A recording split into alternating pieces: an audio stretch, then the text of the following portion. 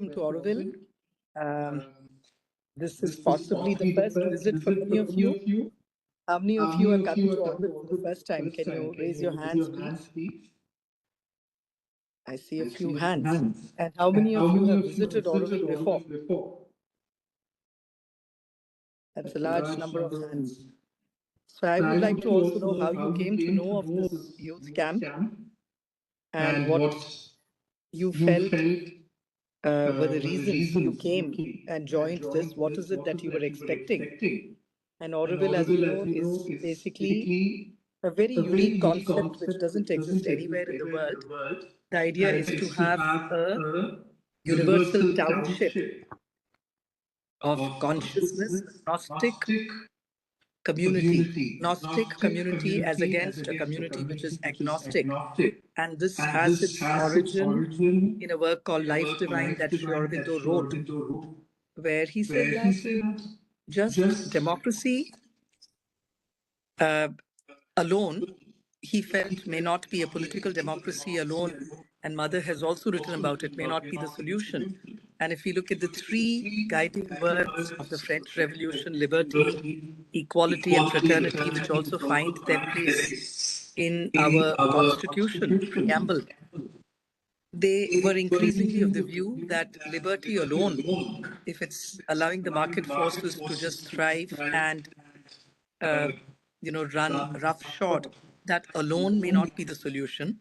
Although you want creativity, free will, effort, aspirations, all of that to bloom. But yet, if you look at just equality, that alone may not also be a tenable, sustainable goal and process, cardinal principle alone. But if with the capstone of fraternity, Sri Aurobindo further researched and came out in his book called The Secret of the Vedas. It talks about the fact that ultimately it's that bond of fraternity, which is because the meaning of the Sanatana Dharma also is that there is nothing but one, that divinity which pervades everything. So there is nothing like another. So if we're all one, then it is that bond of fraternity which holds us together. So this township is meant to be based on those principles, and where each person comes here as a willing servitor of divine consciousness. And it would also be a place of synthesis of the absolutely modern efforts as well as the ancient uh, moorings that we have based on the Vedic periods and even before. And it's also meant to be a place where, when you really talk of oneness, universal oneness, then it's not just for different people, different creatures, plants, animals, and so on across India, but that becomes a guiding principle for people across the world. So it was meant to be a universal township where there's nothing like me and the other. So you're really looking at all of us as being a part of that same one, the one, the supreme, divine. And in that spirit, how do you carry on various activities, including economic activities? We have nearly 600 plus units activities which produce various things. So the idea is to allow all of this to really um, get nurtured in the sandbox, and yet do everything with a spirit of and with a sense of consciousness, consciously, as we say. So that was the basis of this township. Of course, we had a lot of intermittent. The journey was dotted with a lot of conflicts right from the beginning. So while it was founded in 1968 and Mother wanted the city to be built in a very short span, but as you see, it took us a very long time to really get off the ground. And the last 3-4 years, under a very, very strong support from the central government and also from our governing board, we have been able to make a very, very strong, strident, uh, take a step forward in terms of getting the brick, mortar, gravel, part mortar, gravel, part of the city off the ground. But what we now need is increasingly more and more young people from across India and the world to come here participate, be here as visitors, interns, volunteers, participate in this very unique experiment and take it forward. So I think on this note, I would really urge all of you to make the best of your time here, immerse yourself in various activities that Auroville has to offer, and let us do all this with a sense of consecration at the lotus feet of the Mother and Sri Aurobindo. And I also want to know right at the beginning how many of you have been exposed to the work, direct action, to the books, thoughts, philosophy, and work of Sri Aurobindo and the Mother. Can you show me uh, by raising your hand? Good. And for how many of you is this something totally new? Quite a few people. All right. So now I will stop here for the time being, and I think over to you for questions.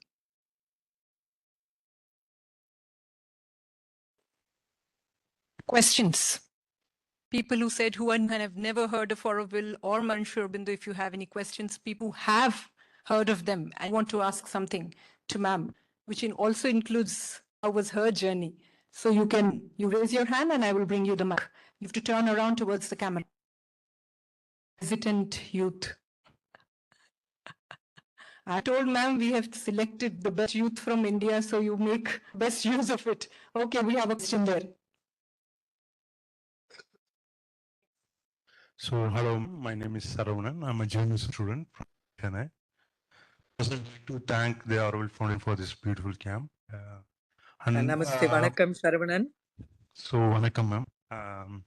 So, I would like to learn more about the teachings of Aurobindo and Mother towards the centric selves of our souls, so that we channel our energy in a more passionate way that we strive for. So, எனக்கு ஒரு கேள்வி என்னன்னா உங்களுடைய அரவிந்தரோட what is the way of you publishing ideas of Aurobindo?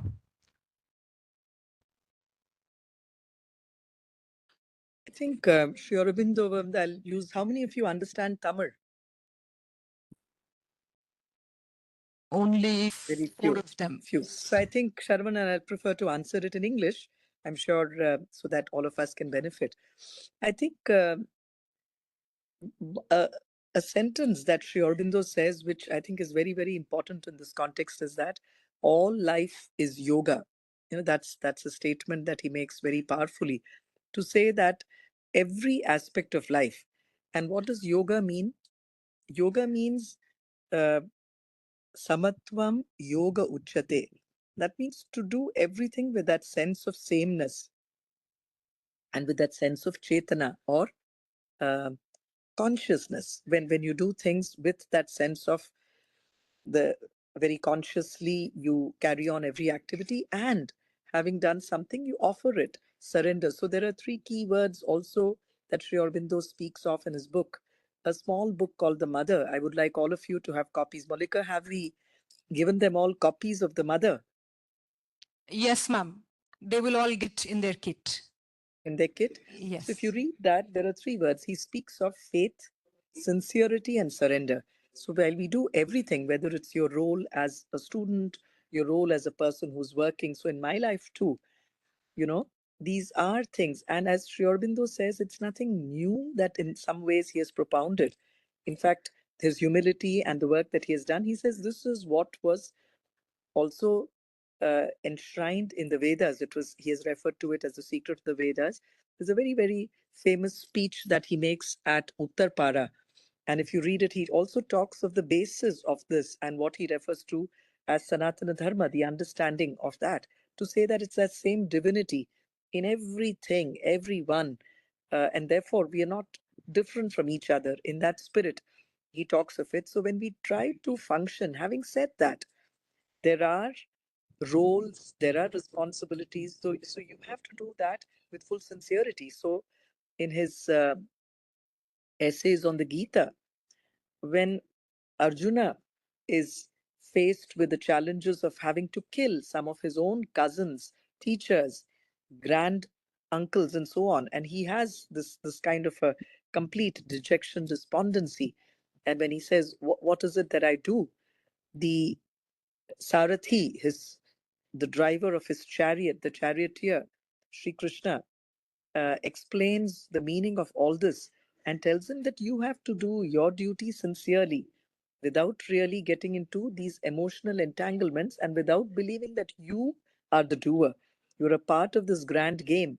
But at every point of time, we have what is called our dharma, our duties, swadharma, and whatever is the dharma that we have to fulfill, our duty. And in that context, so if there is somebody who has to be in the police or in the administrative service, you may have to take decisions which may not always be goody goody and nice and kind to everybody. Yet you do it with that sense of samatvam. You know that this is needed, you take that action in the larger good, also acknowledging that sometimes our own, the karmendriya, as they say, our own instruments, sensory instruments like the eyes, ears, our ability, intellect, also the ability to digest this, may at sometimes also be not fully able to see the situation in totality. Because we too, there are many things that we even don't know that we don't know. But in the situation, with the information that we have, with full sincerity, when we take the decision, I have found that that's what, in some ways, is the essence of what Sri Aurobindo has said, and it also keeps you in the good stead. So I hope this has answered your question, Saravanan. Yes. Yes, ma'am. And you can also Hello, share, ma'am. it's not just questions. If you have any suggestions, inputs, or some thoughts, we are open to all of it. Yes, Hello, ma'am. Vanakkam, Good namaste. afternoon. I Good am afternoon. Aditya. I'm Aditya from Visakhapatnam. So, ma'am, when I was looking at the life journey of Sri Aurobindo, when he was agitating against the British, he was put in a jail, and then this is the exact period when I think he has got this transformation into his higher self. So, similarly in life, when we are in mental cage, metaphorically, through going through turmoil, how do we actually tap into our higher self and do better the society or explore our own mental being? So I wanted to you to throw light on this, ma'am. Thank you. Thank you, Aditya. I think that's a very beautiful question, because there is a role of all that we go through in life. And as you rightly said, Sri Aurobindo, even as a child, you have read, and for those of you who have not read, you'll be very surprised to know that his father hated everything which was Bharatiya, Indian, and didn't want even the shade of Bharat, Chhatrachaya of Bharat, to fall on his son. So he packed him off to England at a very young age and said he should only be educated in the British system, those languages, nothing of India should touch him. Excuse me. But the divine has its own workings, its own way of making sure that what it wants to get out of each of us who's an instrument is done. So as you rightly said, after that he came back, of course, at the age of about 21. He chose, although he was selected to serve in the Indian civil service, it was a conscious choice. He decided that he will not join the service because he felt that he didn't want to do what is called, be a part of a colonial. He did not want to be a part of the colonial government. He had also, been a part of organizations like the Lotus and Dagger, Kamal and Khanjar while he was in England. All this is documented, and then decided to join Maharaja Sayaji Rao Gaikwad of Baroda. It was a state. And he came there, and for about 13 long years he worked there. And it's almost like with a vengeance. He learned Sanskrit, Bangla, even Bharatiya, a lot of Indian culture, Hindi, some portions, maybe exposure to Gujarati, and so on. And after that, when the partition of Bengal happened and he went to Bengal, he was so agitated and wanted to be a part of the movement. And when he, at that time, went to jail, prison, when he was imprisoned, when the Alipore trial was going on, that's when he had a very, very palpable experience. He actually saw Sri Krishna and found that the same thing that he later refers to in what is called the Uttarpara speech, that there is There is no jailer. I mean, in everything, there is no separate entity. In everything, he saw Sri Krishna, even in the, the rods or the grill of the jail, whether it's the bricks there, all of it, he expresses it very beautifully to say that everything that he saw there was none other than Sri Krishna. So that for somebody who was a thorough rationalist, who had been completely brought up in the Western system of education, to actually have that experience, which really, again, finally shaped him, shook him up, and realize what is the meaning of his journey, his life. So I think when dukkha comes, sadness or experiences of life, which at that point of time make you feel very, very upset, it really, you are going with some expectation, and what happens is totally contrary to it. Several ways of reacting. One could be to really agitate, protest, and completely fight it out, complain about it, and so on and so forth. Of course, if your role is to win a battle or whatever it is, your dharma, and these setbacks come without giving up, you're persistently on that road. But having said that, it also means that these are moments that nature is in some way nudging you, prodding you, giving you a stimulus to really also, while you work on the outside, to also keep moving inward and really hone yourself and ask yourself, what is it that you're trying to do? What are you doing? What are the lessons? What is happening? And sometimes this doesn't really necessarily happen at the level of the intellect. And that is why sometimes what happens is a lot of emphasis that has been given in this whole ecosystem of Mother and Sri Aurobindo on silence. So we tend to believe that the intellect, unfortunately, a lot of our education makes us believe that it's only the mind, intellect, logic, our ability to analyze everything critically, question everything. I'm not for a minute saying that's not important. It is an important ladder, like this ladder behind me. It's an important ladder for our progression. But beyond that, let's also be cognizant that there are realms of consciousness which are beyond the mind. And a lot of times, even the best of scientists have discovered things when they have, really struggled with a problem day and night. Almost it's as if you have been fighting with it, trying to solve it. But a point comes, having done all that, when you surrender, you just pause, and that silence very slowly helps the solution descend, whether it is Kekule's structure of benzene. There are many such instances in science too, where scientists have acknowledged that it was a moment. For example, Newton too, when he discovered gravity and so on, it happened not while he was in college, but when he was in a moment, a long period of solitude following plague. He was in his mother's farm, and that was when these moments of inspiration, it's like the Vedic seers in some way, and this is universal. When we are silent, then there is something that descends, some knowledge which is not something that your mind alone can fathom and grasp or clasp, but there's something beyond which comes. So I think while we always hope and pray that life is very happy, comfortable, joyous, every moment is very, fun filled with laughter, we take it in that spirit. But I think there's a very important role also that setbacks, when you don't have a breakthrough, when there is, any kind of dukkha, sadness. So instead of really being totally focused on the outside, these are all also moments to go within and figure out what is it. So I hope this answers your question, Aditya, or gives you. There's no one answer. So I think these are the insights. And Mother very beautifully says in one of her quotes, "No hurry, no inquietude, no tension. Thou, thou, and only thou." And sometimes it's also quoted as thee, and only thee, which means you. That means in all of this, even in the sad experience, whether it's a experience that is almost like a slap on your face, all of it, it's basically the ego which is offended that something as obnoxious as this has happened to me. But then if you take all of this that is happening as a prasad, as something that the divine is giving to you, And yet you continue to sincerely do what is on your path without really worrying about the bouquets or the brickbats. That's when real breakthroughs happen, no, for leaders of thought, action, words across millennia time. That is when the real breakthroughs happen.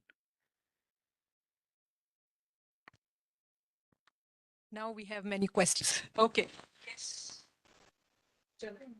Okay, hello, ma'am. First of all, I really liked how you explain very complex things very simply with so many examples. So I would like to know more about you, like how you joined Auroville and what was your journey here. So yeah, if you can tell something about that. Thank you. What is your Okay, name? so I am Khushi Nunia and I'm from Rajasthan. Okay. Khushi, is that your name? Yeah, yes, Good. Khushi. So it's very interesting. We speak about dukkha, and then now we have khushi. And even in the midst of all this, dukkha and sukha, all of them are states that come and go. But I think the base um, structure on which we stand, we describe the mother also that way. We say she's Anandamayi, Chaitanyamayi, Satyamayi. So which means the truth. It's absolutely something when we are cognizant of it, of the truth, and we experience that in everything that we go through. It only makes us realize that we're not different from we're just doing, we are acting our role and so on. So my own journey, Kushi, it's a bit of a longish. It'll be a long, answer to what to this question that you're asking. It's where I grew up in a family where there was a lot of exposure to Bharat's, like a lot of us in India, at home and even at school, different places. I had uh, a great deal of opportunity to know about our culture, about our scriptures, the gurus that we have, different deities, different forms of, living life with bhakti, karma yoga, bhakti yoga, and gyan yoga, as they say, Gita, all of that. But I think, so while I grew up across different parts of India, I was born in Bihar, in Ranchi, erstwhile Bihar, today it's Jharkhand, and then also studied for some time in Gujarat, Maharashtra, and then in Punjab. And then I was homeschooled for 2 years in Africa. So that also gave me a lot of time. I mean, it was not like somebody's constantly spoon feeding you. And I did maths, chemistry, biology, and physics from the University of London A level. So it gave me also a lot of time, which I do feel sometimes our generation, the younger generations, the younger people today, somewhere the day is too cluttered with too many things, inputs. So, this ability to digest information, to just figure things out for yourself, sometimes is amiss. But you do have interstitial spaces. So, if there is a possibility to do that, that would be great. I also had exposure to a lot of art. Music was something that my first guru was my mother. So, when you learn and understand Indian music, whether it's the Shabads, Gurbanis of North India, or you're from Rajasthan, Kushi. So I'm a great fan of Meera, and I have, very avidly heard and also sing many of her bhajans. So the metaphor, similarly, we have a young girl similar to her, young a girl saint of Tamil Nadu called Andal. So I was also taught all the 30 Pashurams which she had composed. And you find that there are many similar metaphors, although they were distanced across space and time. So as far as Auroville is concerned, the way it happened is that sometime in 2021, um, I think I was asked also in a way if I would like to come and work here. And somewhere around 2009, somebody who was the former chairman of Auroville by the name of Professor Kirit Joshi, he was somebody who I think was absolutely a near enlightened soul, somebody who had worked very closely with the mother. He had, of course, come to the ashram after Sri Aurobindo passed away.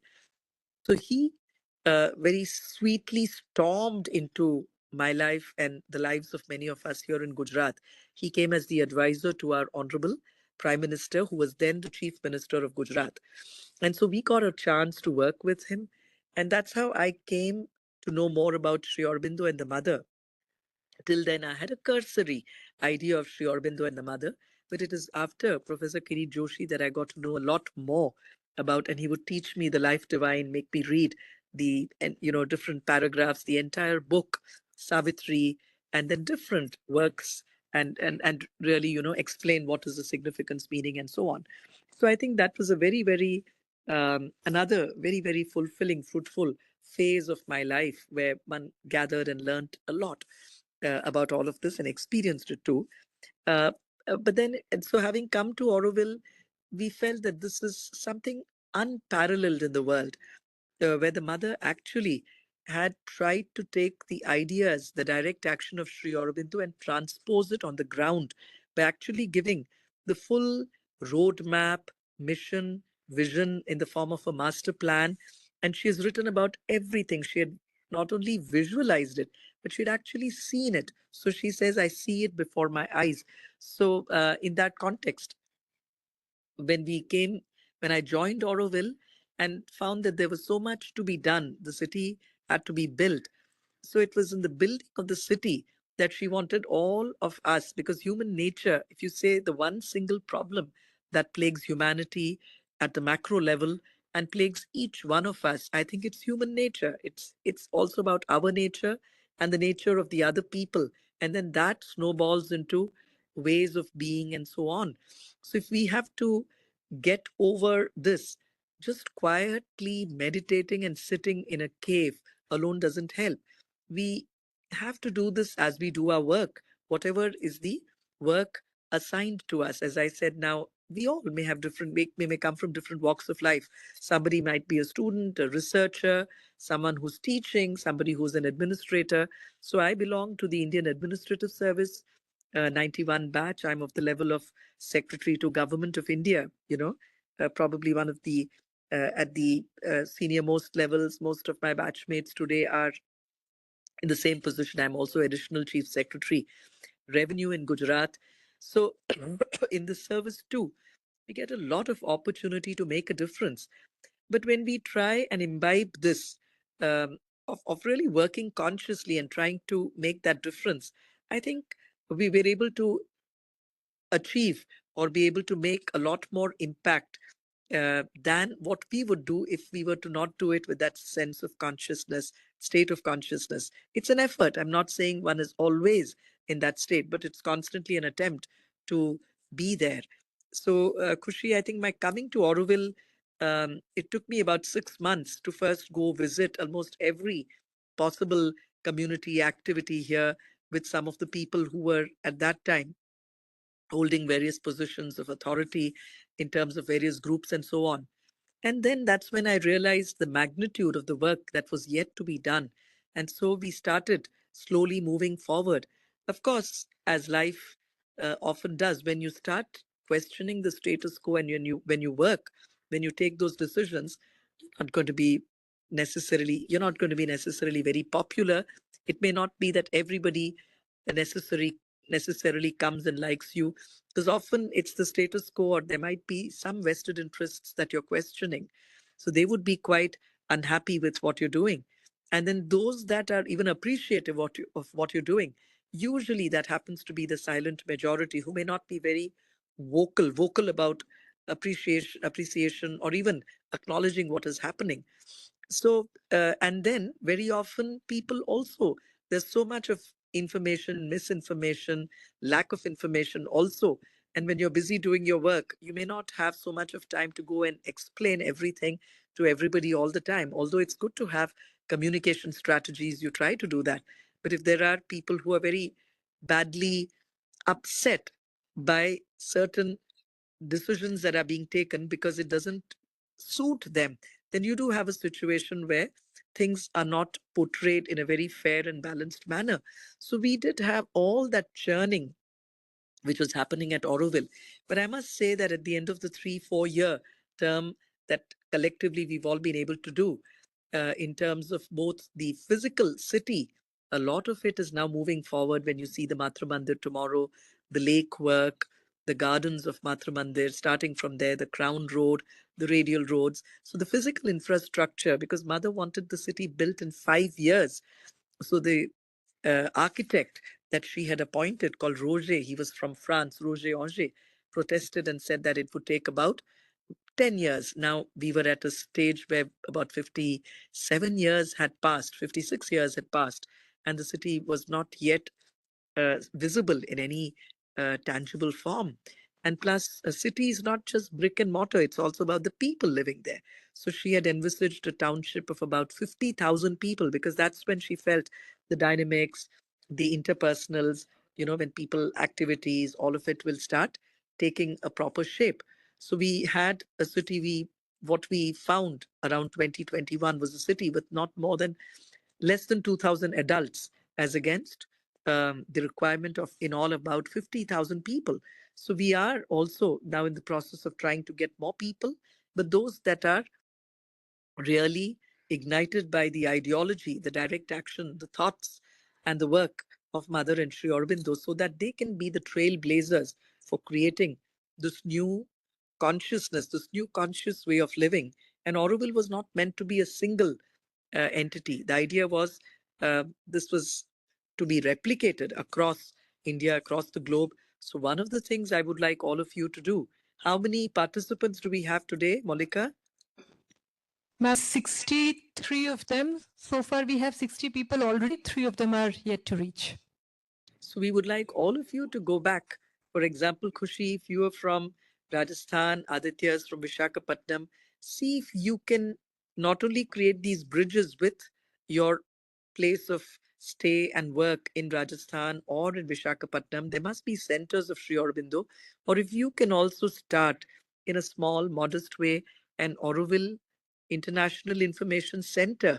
We would like to start these in different locations and get more and more people to know, more and more people to come to Auroville, experience this, and go back and choose also to come and live here on a more continuing basis. So I'll stop here, Khushi. Thank you so much. Can we take, oh my God, we'll take two more questions. Can we take 2 more questions, ma'am? Okay, I'll promise him first, and then I come to. So hello ma'am, my name is Nu and I am student of BTech in Computer Science and Artificial Intelligence. So my question is, what is consciousness? So I have watched many interviews of the great scientists and Nobel laureates and I have many theories of consciousness, but we don't have the concrete answer of what is consciousness. So can you let us know what is consciousness from the work of Sri Aurobindo? Manu, that's a very difficult question, but I'll attempt it.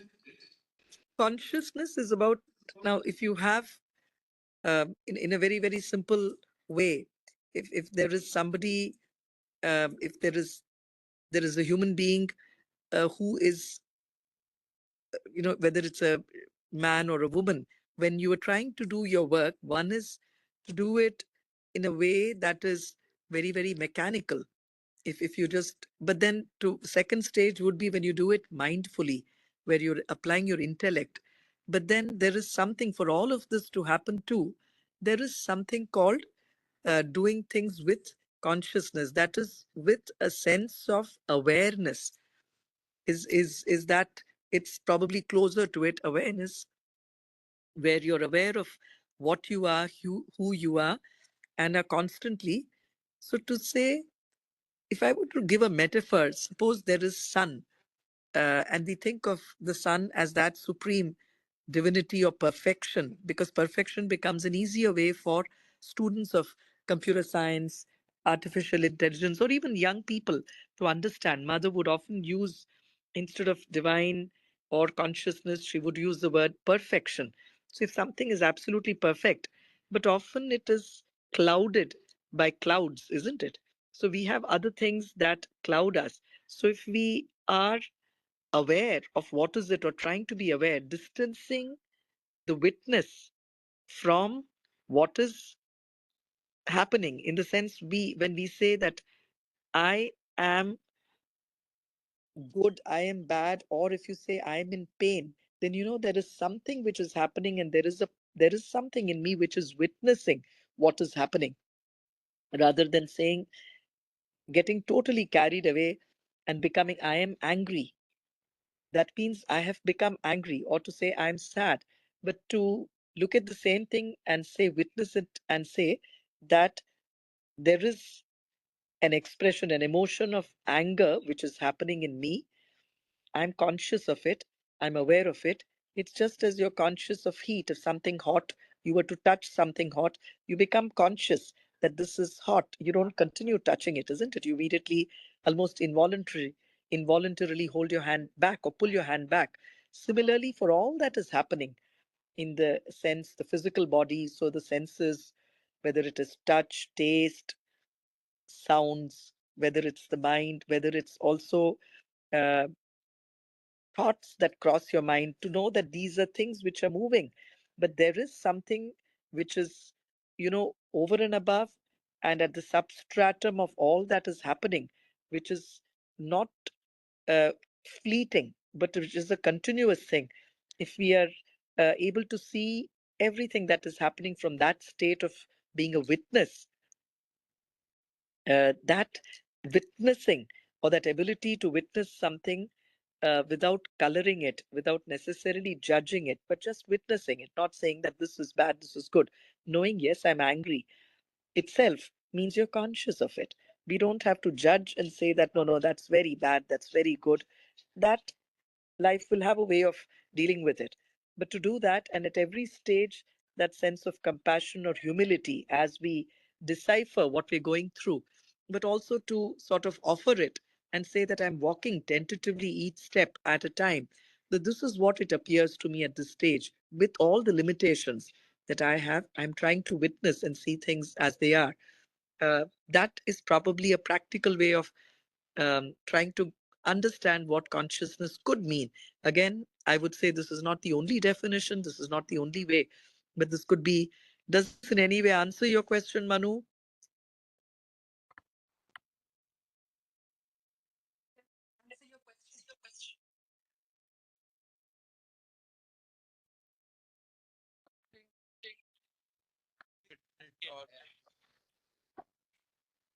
Not fully get the answer. I hope I can get more. I do hope. And again, there's so many things that AI does in terms of chores, repeating. But what is it that makes you smell? What is it that makes you think? What is it that makes you cogently get your thoughts together to speak? I think all of these, this is where consciousness comes in as the substratum.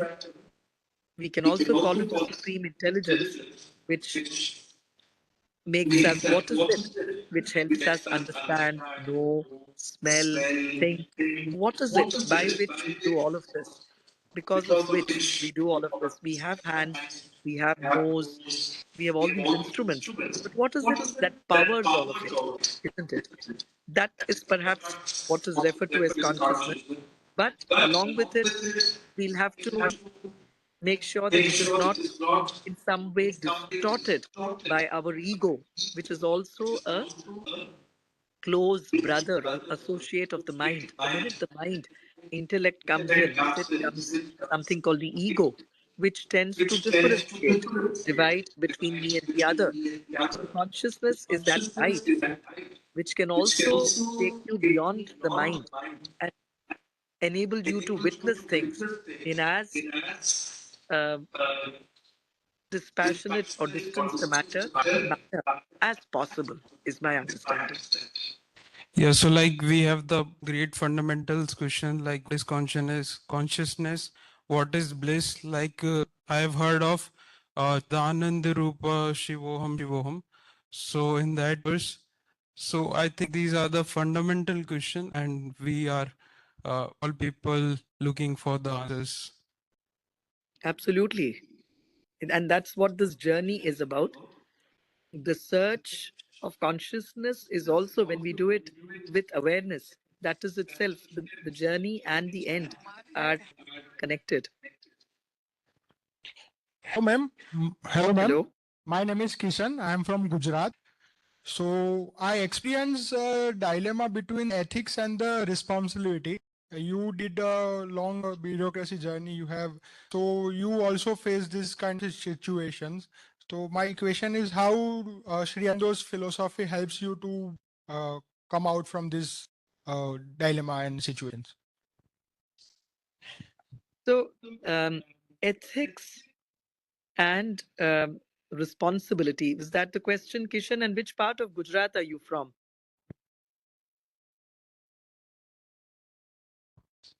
Ahmedabad, ma'am. Ahmedabad. And what do you do in Ahmedabad? Ma'am, I just recently did my MBA from PDU. Wonderful.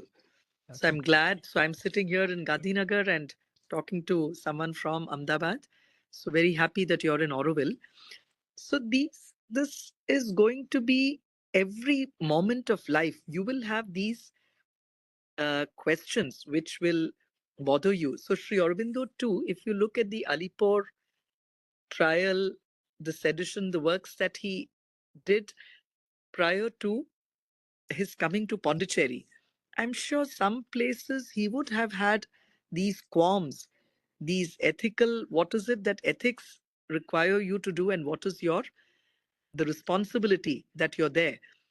And at each stage, I think that is where your swadharma and your swabhava, these are not easy answers. We go through it. But the very fact that we are conscious, we are thinking about it and weighing the pros and cons, sometimes as a doctor, you may have to, when I mean there are so many instances where you have to take a decision which you'll have to take what you feel is the less offensive decision between something you may not be able to perfectly save the entire being, but you may think that by compromising on, let us say, there is a gangrene in the body, so there might still be a question, but you will feel that if it has reached a stage, so between the two, between entirely letting the entire person go and the foot alone being amputated, you might have to choose an option which is less offensive. So, a lot of times in life, there would be these qualms, but that is where our sensitivity, sincerity, faith, and sometimes with all of this, as we discussed, Kishan, sometimes even our own instruments, we may believe this is the best thing that we could be doing, but there are some facts which we may not even be aware of. We may think this is all there is, but later, having taken a decision, we may become aware of something else which we were not even aware of. So I think in that sense, at each stage, whenever we are confronted with this, to take in that circumstance with the limitations of our instrument. And that is where this humility, I think we cannot be arrogant to believe that everything I've done is absolutely just right, or that this is what has been my motto. But I think with that humility, when we approach every situation and sincerely try whatever is the best, but with that faith, and also every action taken is offered not with the sense of ego that I have done it and this is my contribution, but when you offer it to the divine, it has a way of very beautifully taking care of it. I'll give one example that sort of comes to my mind as I'm talking to you. Years ago, I used to be an assistant collector in a place called Jamnagar. Okay, I think a lot of you now know of Jamnagar because of the world's largest refinery there. But this was one small taluka called Kalawad. I was working there. And there was at that time, that was the season of the year, time of the year, the summer season, where in those days there would be no rains till, I mean, as you waited for the rains to come around June or so, you would have what are called scarcity works, drought relief works. So people had to be given an employment. And so the government would provide wage employment to people. And what kind of works were these? If there were some talavs, ponds, lakes in the village, or if there were some roads, people would have to come and do the manual work of actually digging these, desilting the ponds, creating new ponds, or building roads, and so on. And there would be a way of measuring how much work has been done. And then you'll see how many labors have come, and then pay them the wage based on the quantum of work.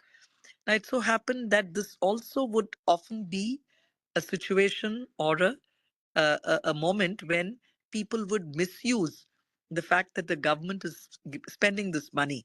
And you would suddenly find that on a particular relief work, while typically, actually, on the spot, you may have, let us say, 50 people or 30 people.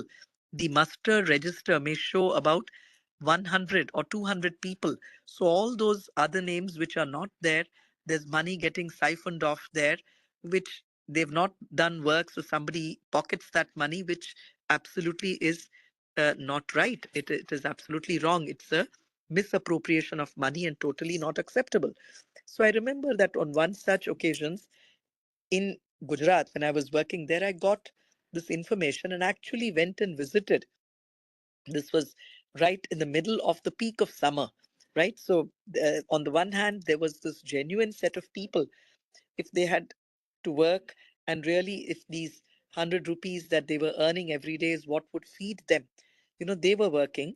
But then there were others who were not working, but then there was money being taken away. So, this was happening. So, you don't sometimes necessarily have the wherewithal to really go and micro level check each person, because at that time we didn't have drones, we didn't have other ways of checking what has happened and so on.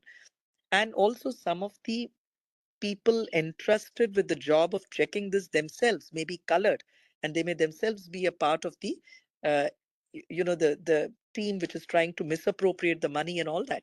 So the minute this came to my notice in the review meeting, something in me, again, it's an ethical between the responsibility, so responsibility for both, for ensuring that people got an genuine people also were not made to suffer, but also government's money and the taxpayers money was not being frittered. I had to take a call.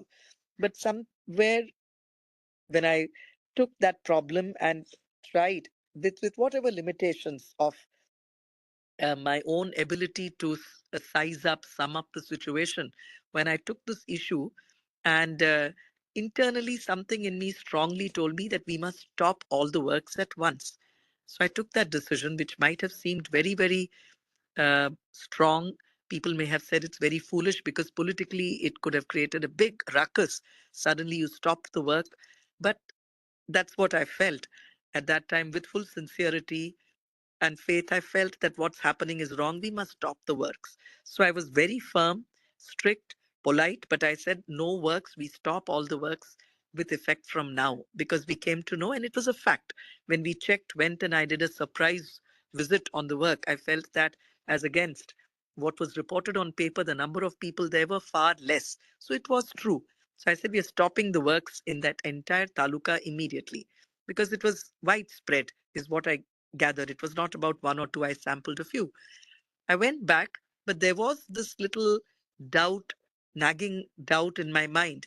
What have I done? Have I really, some of the genuine people who would tomorrow not get this money, what will happen? Will they go hungry?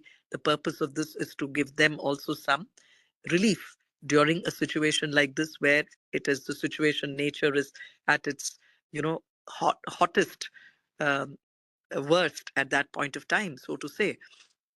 And I went, and of course, I offered all this to the divine in my own little way. And I said, I've taken this decision, whatever be the consequences. And there was a lot of, phone calls from different people saying, what have you done, this, that. But I said, no, this is a decision taken by me. I left it at that. The next morning when I wake up, you won't believe it. So the point I'm trying to make is I suddenly get a phone call from all those people. In those days, we didn't have the mobile. I'm talking of somewhere around 1994. I'm sure some of you were definitely not born back then, most of you. So I get a phone call saying that that night, that whole taluka had excess rains, more than 13 to 14 inches of rain. There was something like thunder showers, but heavy rains. So once the minute your rainfall crosses 12 inches, you have to stop all the relief works. How do you explain this? If you really look at it purely from the intellect, I'm not able to answer it rationally. But I do feel that when you do, or you take a decision with all the limitations, but when you do it with full sincerity, I feel nature or the divine or existence also bends backward to support the decision that may have been taken, as long as it is anchored in that those values of truth, sincerity, and authenticity. So this is one little and many such examples that I've had in my career, Kishan. So I feel that when you do things, and sometimes you may not get the results that you expected, but that answers Aditya's question. So if you have, as long as your intentions were clear, you knew ethically this is the right thing to do, but you stuck your neck out to do the right thing. You may become very unpopular. You may not be liked by people. You may have to face a lot of hardships. But I think in the long run, uh, it is better to stick to that. Cling to truth is something that mother says. When you go to ashram, you'll find it written there. So when you do that, you find often nature also bends backward to support what you've done. So I'll stop with this for your question, Kishan. And should we stop here? Thank you, ma'am. I think one guy has to share something, so it's not a question. Ushman, right? Ushman. Hello, namaste, ma'am. Yes. Ma'am, Namaste, my name Ushman. is Ushman Sharma. I am from Manali. I'm professionally a lawyer. I had to share this thing that from some time now, I wanted to go to the next level in my work and my spirituality. And now, being here, I'm getting this feeling that I'm in the right place. And I want to thank you all, everybody involved in this. Thank you, ma'am, for curating this experience. And I am in hope. I'm confident that through this journey, I will have all the answers that I wanted. Thank you. Right. I'm very happy to hear that, Ushman. And answers, um, life, the whole of life is about constantly trying and figuring out and getting the answers. So oftentimes you may not suddenly have that aha moment of all the answers to all the questions being there, but the fact that you're on the journey and trying to figure this out, that itself I think is a matter of great uh, happiness, joy, that we are trying, that we are aspiring. So when we do that with sincerity, you will get little bit of light and your path will get lit up. So that's what the mother in a way talks of as the sunlit path. You do what you have to do, but keep offering it to the divine. And so you will find that there are little bulbs of joy, of answers, of sweetness on the way. And you keep putting your foot there as the path takes you along, with the full confidence that she, the divine mother, is holding your hand and guiding you. If you do it with that faith, I think your journey, it may have its ups and downs. It will. Life is never going to be a bundle of roses. And if it's just that, you will not grow. So life is going to have all its ups and downs, challenges, vicissitudes. But you will always feel protected and that you are on the right path. So I wish that all of you traverse the sunlit path, not only while you're here at Auroville, but even beyond. And we'd like all of you to be a part of this bold and beautiful experiment in your own way. Thank you very much. Namaste, and my best wishes to all of you for a great camp and a life ahead. Thank you. Thank you so Namaste. much, ma'am. Thank you.